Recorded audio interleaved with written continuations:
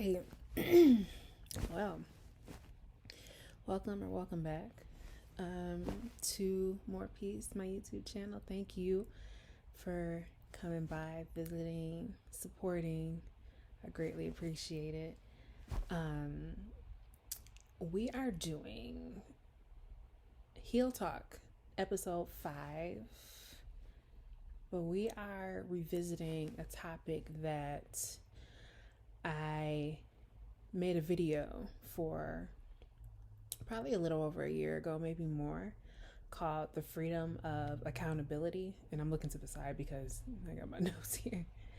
The Freedom of Accountability video that I made, we're revisiting that topic because I feel like oftentimes, and I'm speaking from, of course, my perspective, I have journeyed through experiences that I feel I gained a deeper understanding of, that I feel like I gained wisdom from, that I feel like I learned my lesson from. And sometimes when we think we've learned a lesson about a situation or an experience or a scenario, and then we're tested on it again,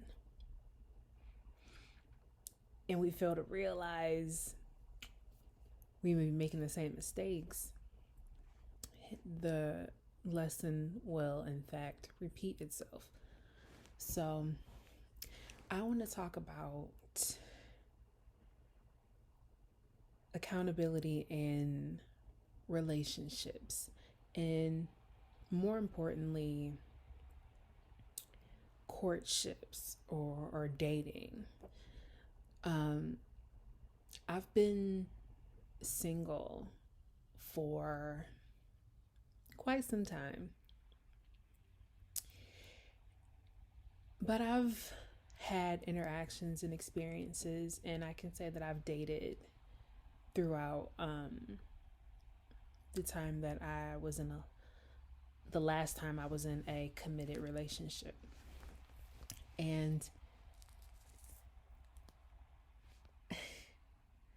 I was about to say, anybody who knows me knows this fact about me, but the truth of the matter is, I'm a person who considers themselves to love, and I consider myself to value commitment and relationships and partnership and togetherness. I love those things. I love giving to a connection, a relationship. I love the process of building a foundation. But when you aren't accountable and you don't have boundaries, not for other people, but for yourself, you can go into connections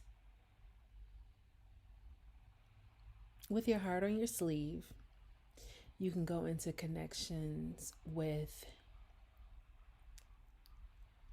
your ideas at the forefront and really not seeing things for what they truly are at face value. I'll tell you a little story about me. For the past maybe like 2 years, I've given myself openly to connections, establishing friendships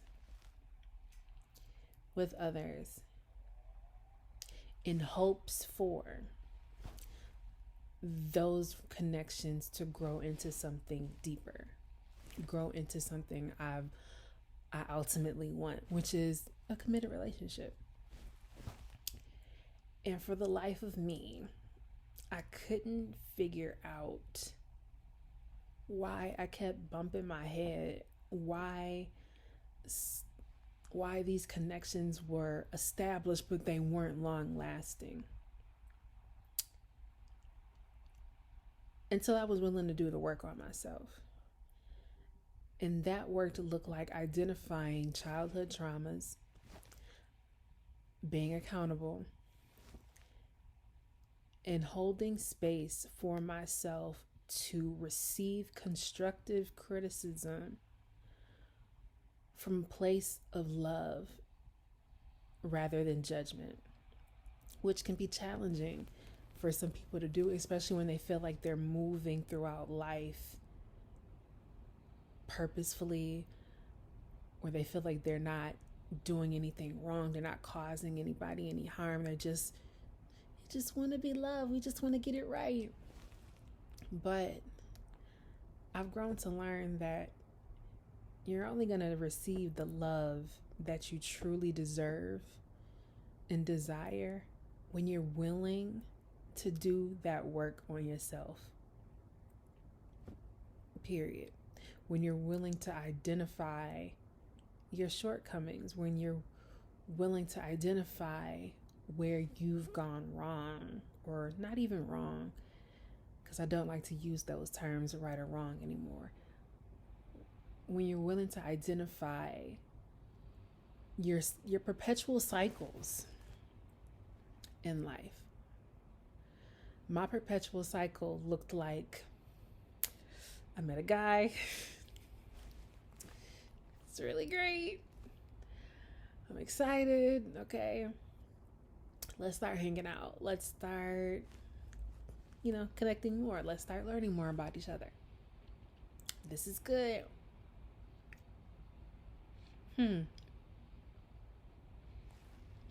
Something happens that may be minor, that may not necessarily sit well with me internally.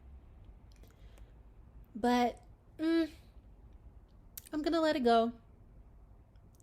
I'm going to overlook it because people are people. I'm going to give them the benefit of the doubt.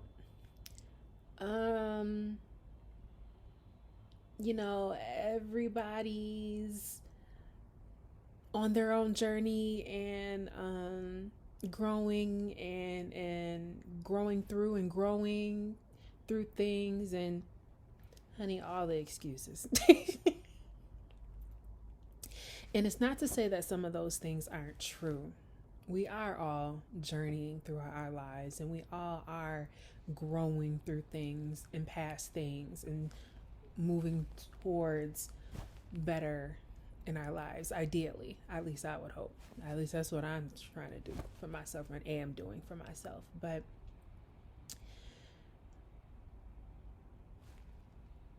it's those moments when your gut and your inner knowing is slightly disturbed and you overlook that. And you're not being truthful to your feelings and who you are. And not only that, you're fixated, or I was fixated on the prize, and the prize being commitment.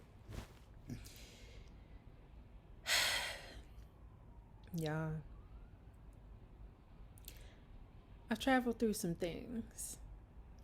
I've overcome some deep heartaches in my life, but I could not get on this platform and spew this false narrative of such and such did such and such to me without taking full ownership and accountability for the part that I play in my own suffering. This is a quote I want to share with you. I've learned through personal experience that you can only end up hurt when being vulnerable if you enter any form of relationship with expectations. You know that saying, or that scenario of like people painting this picture of their ideal relationship or what have you. When you don't take the time to really work on yourself, to establish boundaries for yourself so you're not hurting yourself. When you don't take the time to do that, any and anybody could come in and could potentially fit that mold for you. And it's a dangerous thing to do because not everybody deserves access to you. Not anybody is going to fill that particular space. And I've grown to really give my connections to God. And I've really grown a deeper relationship with God for myself. I don't want what I want anymore for my life because I'm human and I'm flawed and I have shortcomings and I will fall short. It's by design. I've learned to shift my focus. I've learned to shift my perception to I want what God wants for me. I want the person that God wants and sees that's destined for me. I desire a love like God's love for me. And when I think about the love that God has for me, many of nights I have sat and dwelled on that knowing, that truth, and just had to stop and give thanks and give praise, tears, snotty nose and all, but just from a deep sense of love and knowing and truth. And I feel like once you reach that point, and everybody's journey is different, but I felt like for me,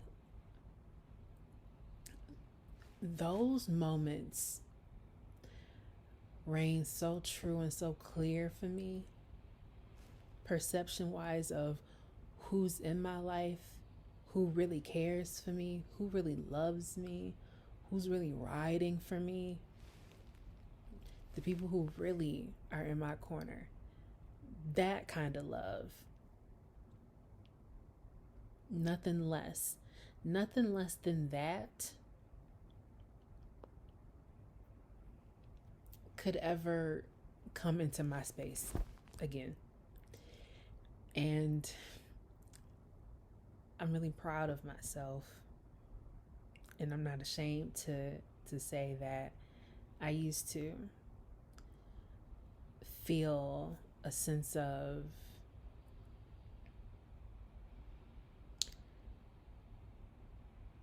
being uncomfortable because I didn't want to seem like braggadocious, or I really value a humble person and I consider myself to be that way. Sometimes to my own detriment, because being too humble can come across as dimming your own light and playing small and stunning your own growth and causing unnecessary stagnation. You were born with the right to be you. I was born with the right to be me. And I've only learned these things through moments of solitude. It was funny. I found, now that people are so tapped into like astrology and zodiac signs, at least on my algorithms, I tend to follow a lot of like Libra pages because I'm a Libra, or like Instagram. And I seen this one thing where they had like, it was a picture of Jennifer Lopez and Ben, and he was labeled Libra, and it was like some quote, like typically that a Libra would do, right? I want to see if I can find it again. Hold on. I may have saved it. Let me see. Did I save it? I didn't save it, but I'm going to see if I can find it real quick, because I just seen it. Hold on.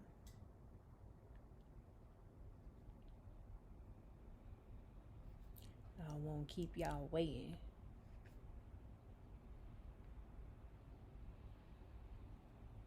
I don't see it.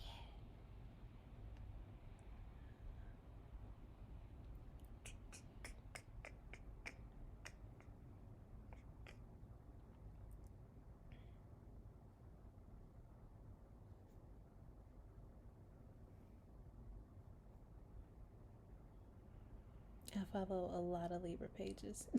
Oh, I found it. Y'all see that? So it says Libra, and then it says the little quote says, harsh life lessons in the form of people I thought were my soulmates. And then the caption says, when will we learn? And I didn't reply to this, but I answered the question of when will we learn in my mind. And truth be told, we will learn in solitude. When God isolates us, God, universe, whoever you pray to. But when life isolates us and makes us sit with ourselves, is when we'll learn. You know, when they say people have to learn the hard way, and this isn't necessarily the hard way, but for example, if a baby touches stove while it's on and it's hot, you know, or better yet, when a baby touches the stove and their parents tell them no, and then they get burned.